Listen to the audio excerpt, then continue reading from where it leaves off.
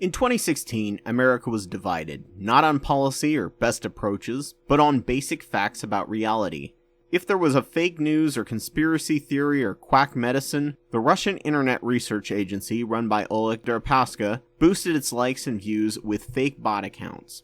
This took advantage of Google's and Facebook's and a few other platforms' algorithms that pushed the article more or boosted them to the top of the search because it had more views and likes. YouTube videos also spiked in misinformation content based on this method.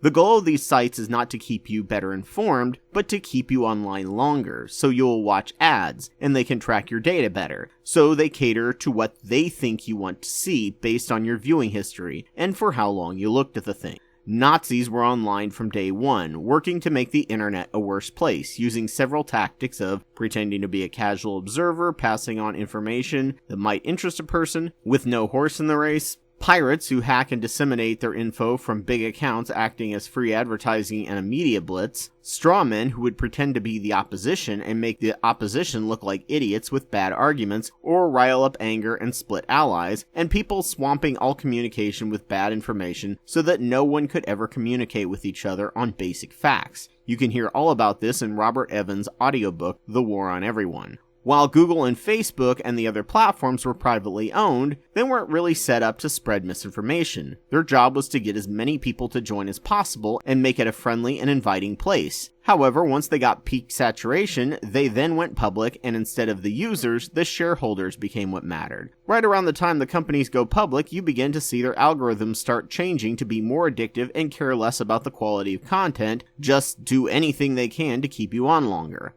Autoplay of the suggestion bar on the side became YouTube's attempt to keep people online more, and because they got a lot of views and likes from bots, you were just a few plays away from a conspiracy nut or Nazis. Alex Jones made so much money during this time period, and some of the very worst people started making serious bank off of YouTube videos because of this. People who had once appeared rational and reasonable decided to switch tactics and sell out any morals or ideals they pretended to have to cash in on this gravy train. Facebook, on the other hand, tracked your data and found out what you spent more time on and found similar things to show you. They shoveled what you wanted to see down your throat, even if it was pretty bad for you. Facebook also tried to make itself a go-to site for news and a publishing platform. And apparently it worked because 10 million people said they exclusively got their news from Facebook in the 2016 election. However, they also used popularity over content, and people started creating what was legitimately dubbed fake news for the first time. The Pope endorses Trump. Democrats want to enforce Sharia law in Florida. Hillary is running a child sex ring out of a pizza parlor. All of these were actual headlines Facebook allowed to spread unchecked because they got enough clicks, and in turn the writers got a lot of money, and so they came up with even more sensational headlines on both sides. Moldovan teens were the ones who wrote most of these articles in a poor country, and for some of them, this became one of the few ways they can make money. Russian bots in turn boosted their view count and likes, and so they showed up on your Facebook feed along with legitimate news sources, and many people, especially people new to the internet, ate it up. The alt-right and Nazis ended up gamifying their troll tactics, so unlike Russian trolls who were just doing it for a check and weren't very efficient even though they made up around 1/3 of all the trolls on the internet, it was actually the Nazis and alt-right who did some of the best attacks on information and communication, putting Democrats at each other's throats and splitting us when we should have been most unified. Russian trolls were much better at making fake profiles, using photos of random people they took in the US so no one could do a reverse Google search image, and pretending to be similar to the target audience, sharing as much fake news as possible. These targets were acquired from data that were either hacked, stolen, or used without permission, and the DNC's data on Hillary's strategy was leaked by DC Leaks, and Russia directly targeted these people in counties. There were also repeated attacks on elections databases in all 50 states, and the majority of them had actual breaches, so they could have gotten data to better target people based on political affiliation. The Brexit vote was in 2016, before we even knew what was happening in the US, and almost certainly the same tactic was used on Britain.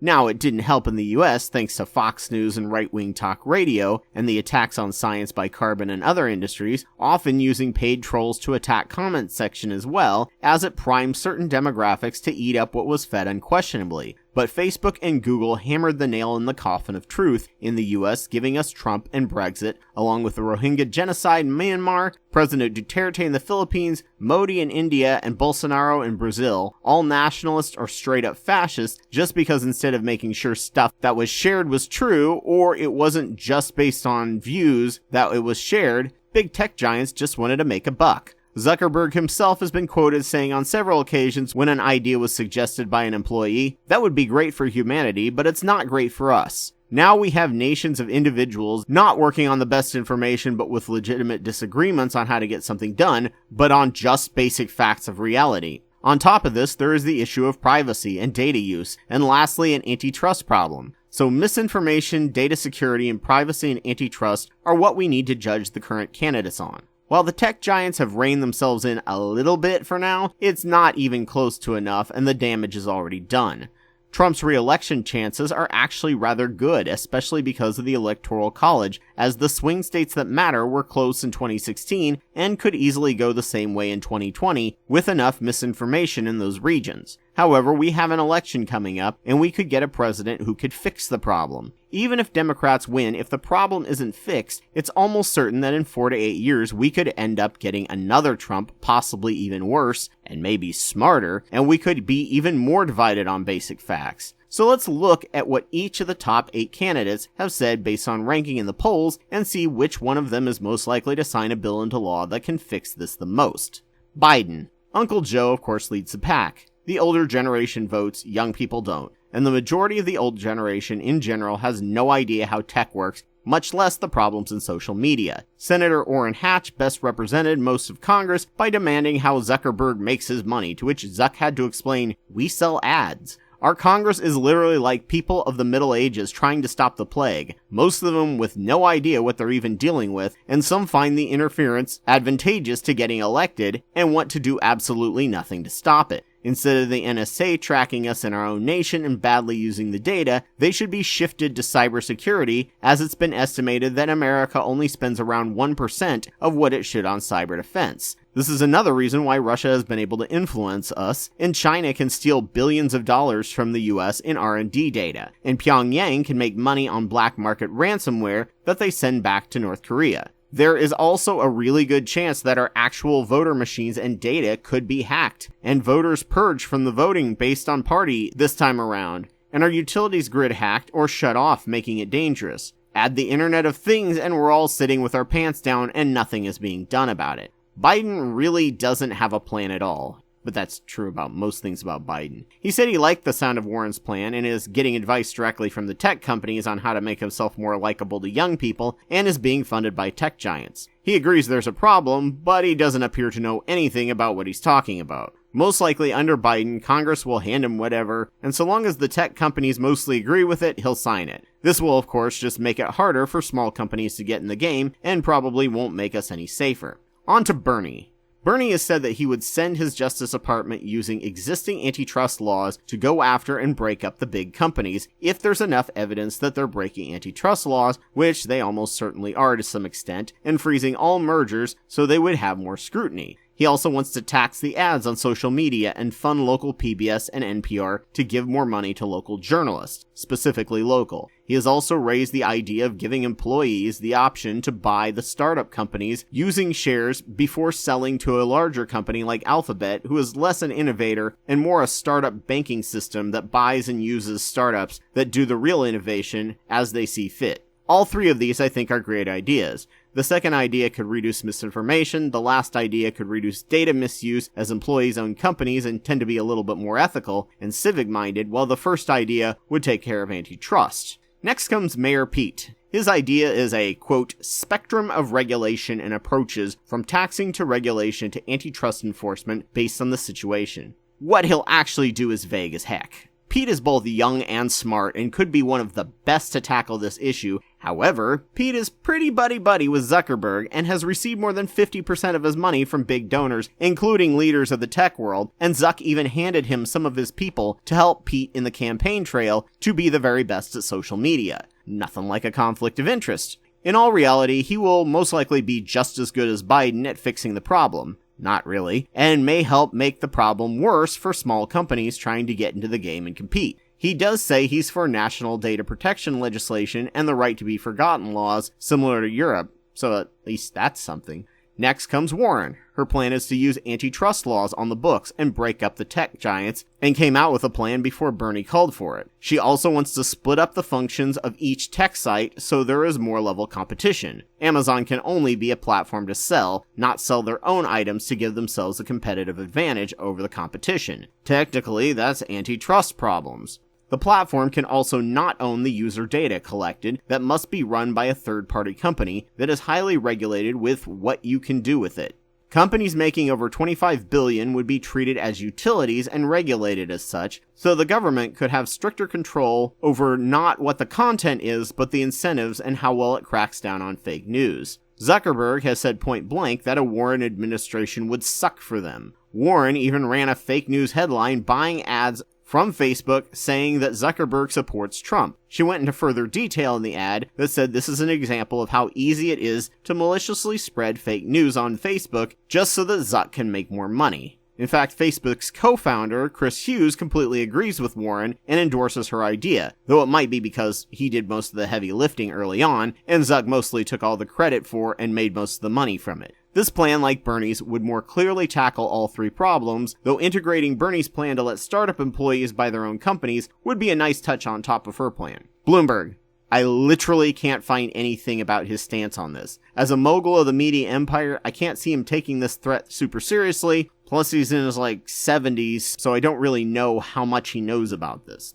Yang. Andrew Yang's entire reason for running for president, according to him, was he first went to Washington through his nonprofit he ran, trying to urge lawmakers to deal with all these issues, and most of them had no idea what he was talking about. Then he realized that he figured he was way better qualified and needed to bring these issues to the front. He also then decided to use universal basic income as his hook and just bring up issues no one talks about. Yang's signature proposal is creating an algorithm watchdog agency that can regulate them based on how addictive they are and how well they spread information and block misinformation from bad and foreign actors, as well as regulate data use and privacy. He would also set guidelines on how games can be made, especially when targeted at kids. He's called this the Department of Attention Economy. The department should help agencies detect bots and penalize companies for not meeting the minimum requirements to protect its users.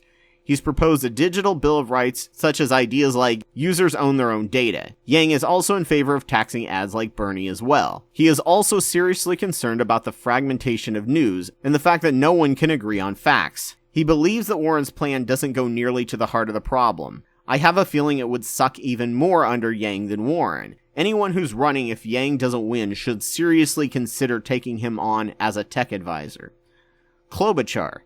Amy Klobachar has not only spoken out on our data problem, she has also put forward a bipartisan bill about owning one's own data, allowing people to opt out of data use, requiring terms of service to speak plain English, allow users to see what data has been collected already and who has seen and used it, and for people to be notified within 72 hours if there's a data breach and ways to remedy it. She has also signed a bill requiring social media ads to register the ads just like with traditional media to ensure there is at least a certain level of truth to them and so people can see the ads. Many ads are shared, but only the people who are targeted with them on social media can see them. Journalists need to see these ads to counter misinformation. She's also viewed as an antitrust expert and has focused on anti-harassment legislation as well. I actually didn't expect her to be this detailed. I think most people have ignored her since her staff called her abusive. But in this particular situation especially, she's pretty much at the top.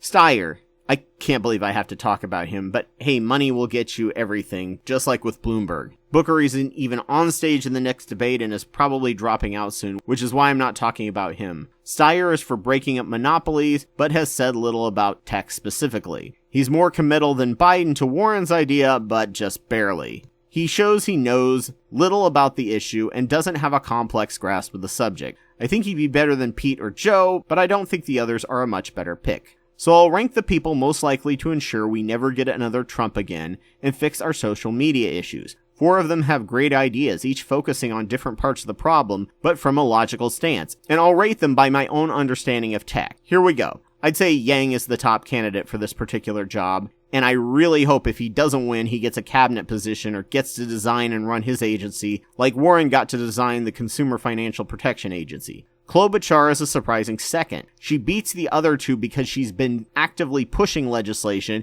and is an expert in antitrust law. I disagree with her on several things as she's a moderate, but I feel our democracy's future and the nation's intelligence, at least, safe in her hands. Warren is next. Sorry, Bernie supporters, I feel her ideas are clearer and get to the heart of the problem much better. Bernie wins the next round. His ideas to reduce tech and patent banking and give ownership to the workers is also targeting something most people aren't discussing. Next, Steyer, I guess? I'd say Pete and Biden are probably tied, and then Bloomberg, who doesn't even have a position on it. I hope these have better informed you on how to vote, specifically on this topic. One of the most essential things for this next campaign is to not only stop Trump, but to stop any future Trump from ever winning again and get people at least back onto the same page of basic facts, even if they disagree on the best approaches. And be careful, sleeper agent groups and people are already trying to be your friends or get you to join groups using cute cat memes, politics you agree with, or inspirational quotes. Be skeptical as hell of groups and people you don't know. Assume everyone on the internet you don't know is a fake, and that any group, no matter how much you agree with, is a sleeper agent group, and you'll do much better at spotting BS when it comes. Preventing another Trump should be one of the top issues about this presidency, so we never have to go through this nightmare again, and fascism stops this continual march forward.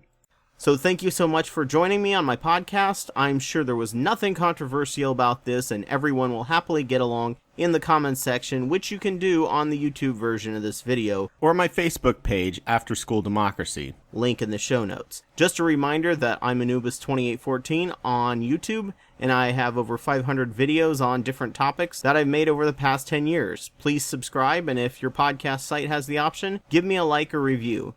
If you think what I have to say informed you, consider supporting my Patreon. I'll be doing this podcast weekly and try to get it out on the same day, so I hope to see you here next week, ready to be filled with new ideas. Take care.